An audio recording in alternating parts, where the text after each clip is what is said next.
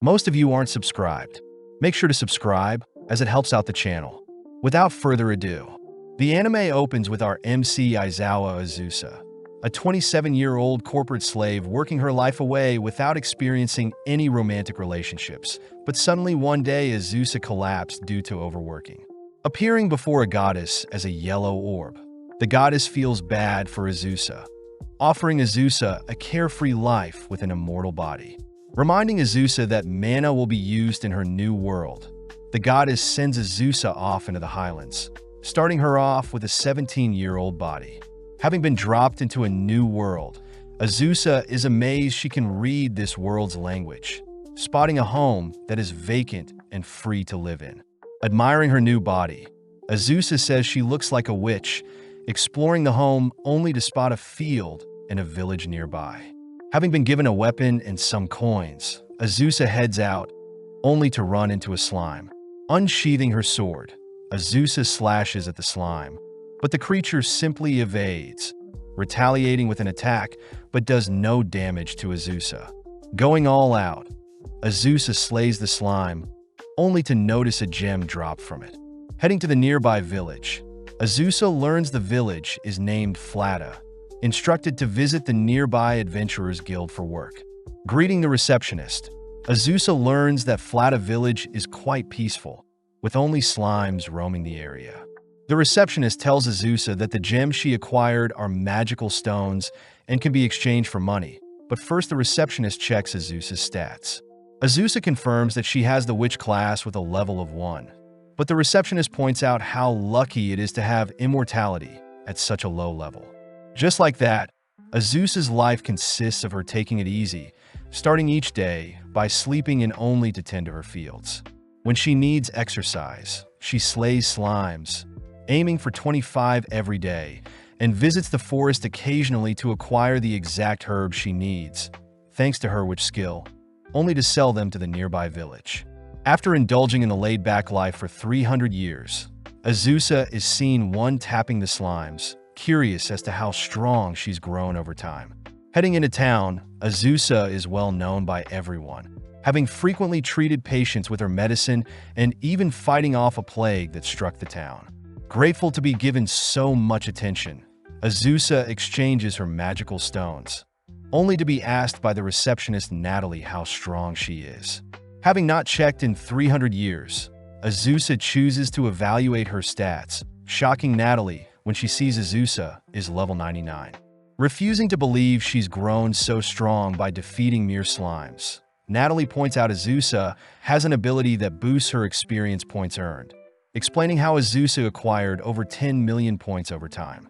This is equivalent to 4,380 dragons slayed, meaning Azusa must be the strongest in the world. But Azusa states she doesn't want this attention ruining her peaceful life. Azusa asks Natalie to promise not to leak her status to anyone, heading to a nearby waterfall, only to freeze the entire location with a single ice spell. Forced to accept her insane growth, Azusa uses ice and fire magic to freeze and thaw meals, but one day suddenly gets a knock at the door. Spotting 4 adventurers outside, Azusa is petrified to hear them call her the level 99 witch, failing to come up with an excuse to convince them otherwise. With no other choice, Azusa takes the 4 all at once, drawing a circle and asking them to leave quietly once they lose. Seeing the enemy casting a wind spell, Azusa attempts to mimic the spell, but accidentally unleashes a devastating tornado that ends their duel.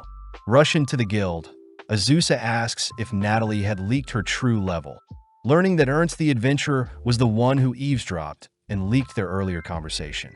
With word of Azusa's level spreading, Azusa is visited by the most powerful dragon of Nanterre, Laika, who challenges Azusa to a duel. When Azusa refuses, Laika threatens to rampage and destroy everything, forcing Azusa to accept. With Azusa donning her witch clothing, she takes flight to match Laika's wings, prompting Laika to unleash a fiery breath, only to be cancelled out by Azusa's ice magic. Impressed, Laika dashes forward clawing at Azusa, but upon seeing Laika trying to fire off another breath, Azusa simply freezes Laika's mouth.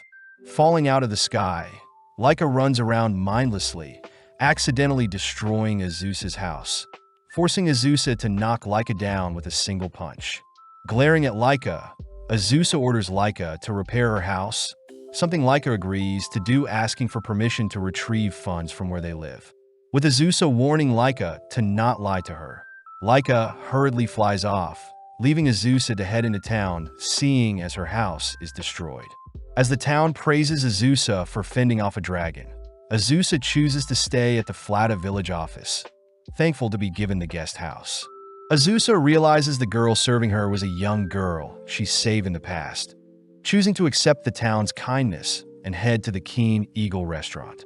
Warmly greeted by the townsfolk, Azusa orders her usual omelet and beef stew, enjoying the delectable meal as the town celebrates Azusa the Great Witch of the Highlands. Waking up the next day, Azusa receives a visitor, asking who the redhead before her is, only to be stunned realizing Laika has changed into her human form. With Azusa confirming that Laika has indeed repaid her debt, Laika shyly asks to be Azusa's pupil, horrifying Azusa as she only got so strong fighting lowly slimes. Laika states she was naive to claim herself as the strongest, wishing to work diligently like Azusa and grow stronger. Azusa realizes that Laika could take over the cooking and cleaning, immediately taking Laika as her pupil, learning that Laika was born 300 years ago as well. Returning to her destroyed home, Azusa notes how they should expand to fit more people, prompting Laika to take over as she carries over some resources, immediately working on the overall foundation and structure of their new house. As it gets dark, Laika says she'll work all night and finish in the morning, but Azusa stops Laika, demanding Laika to not overexert herself. Touched by Azusa's words, Laika is grateful to her master, both clocking out for the day, only to return in the coming days to finish up. With Azusa amazed by Laika's hard work, they rush into town to celebrate, all whilst Azusa thinks about her new life with her first pupil. With Azusa taking Laika with her to slay slimes, Laika is amazed at Azusa's speed when dispatching slimes, but is disappointed to hear Azusa only takes down slimes to train. Azusa scolds Laika for wanting to fight stronger enemies in order to boast about it, reminding Laika to take things one step at a time. But as the two collect the magical stones, a mysterious girl glares at Azusa from the forest. As the two head home, Laika offers to cook Azusa a meal, shocking Azusa seeing the plus-size dishes. As the two dig in, Azusa says they'll rotate chores, asking Laika if she has any questions for her, intrigued to hear Laika fears for the nearby village. Laika says she fears an evil mage or other monsters attacking the village will be more likely, especially since Azusa's mighty status will draw in others across the world, making the village one of Azusa's weak points. Laika suggests that they create their own magic, both heading to a cliff only for Laika to draw up a magic circle for Azusa to use. Positioning herself in the middle of the magic circle, Azusa infuses the circle with her mana, casting a powerful barrier over the nearby village. In an instant, Azusa's spell catches a thief, shocking the townsfolk as they celebrate another heroic feat by Azusa. Azusa also takes the chance to introduce Laika the dragon to the villagers, all welcoming Laika wholeheartedly. As we cut to several days later, where Laika has perfectly picked up Azusa's carefree habits. Sadly, Azusa hears a knock at the door, spotting a small girl claiming Azusa to be her mother. Revealing her name to be Falfa, Falfa mentions that her younger sister had done her research into Azusa, but Laika is more fixated on Azusa's love life. Hearing Falfa mention her sister is hunting Azusa down, Laika invites Falfa in, serving her some cookies only to ask for the name of Falfa's sister. Revealed to be Shalsha, Falfa adds that Shalsha has a grudge against Azusa since Azusa has been slaying her kind. Azusa asks if Falfa is aware of what Shalsha may attack with. Surprised to hear Shalsha is learning Smite evil magic, magic that gets stronger the more specific the target.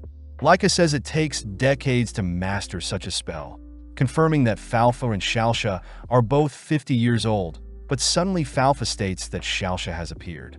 Rushing outside, Azusa makes note of Shalsha's potent aura.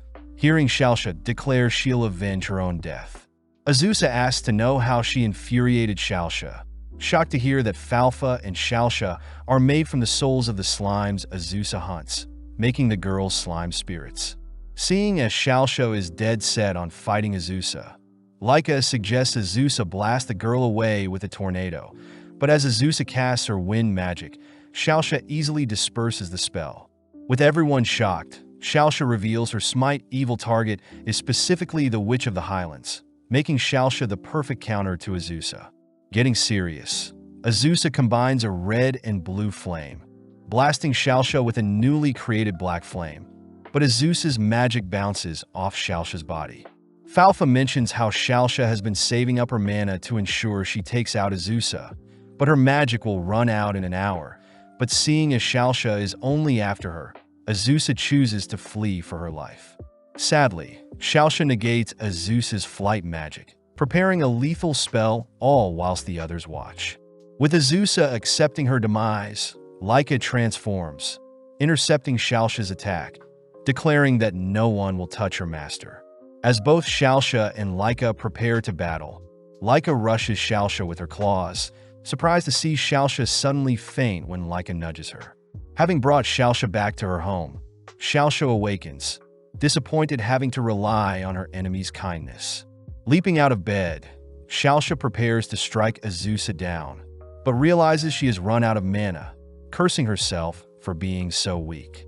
Azusa points out that at least Shalsha will have a reason to live now that Azusa is still alive, confusing Shalsha as to why Azusa would help them. But Falfa finally speaks up. Falfa asks Shalsha to not be so harsh on Azusa, especially since it's human nature to slay slimes, asking Shalsha instead to leave behind her resentment and live her life. Seeing Shalsh finally give up on her revenge schemes, Azusa asks if the girls would like to live with them, ordering Shalsha to first call her mother as well. Wanting to celebrate their new family members, the gang head out to purchase items, learning along the way that evil slimes exist in the world. The sisters utter that the slimes of Nanterre are dark-colored, whereas the slimes in the Highland are pale, mentioning how evil slimes are light in color. The girls also add that all slimes have a weak point, stabbing at a slime hole only to instantly slay it. Finally heading through town, Azusa runs some errands while showing the sisters around, stopping only to quiz the girls on some landmarks. Seeing Falfa easily remembering the landmarks, Laika asks how Shalsha is doing, hearing Shalsha point out the old road that led to the Old Kingdom. Heading home, the gang feast on Laika's plus-sized meals, all praising Laika for the delicious meal. Seeing the sisters abstain from eating their celery, Azusa offers to give them cake later, convincing them otherwise. Glancing at Laika, Azusa calls out Laika for skipping over her celery as well, all ending the night with some chiffon cake. With the sisters given a room to share, Laika suggests that they recruit an elf or demon next, but first Azusa chooses to value their family of four as is.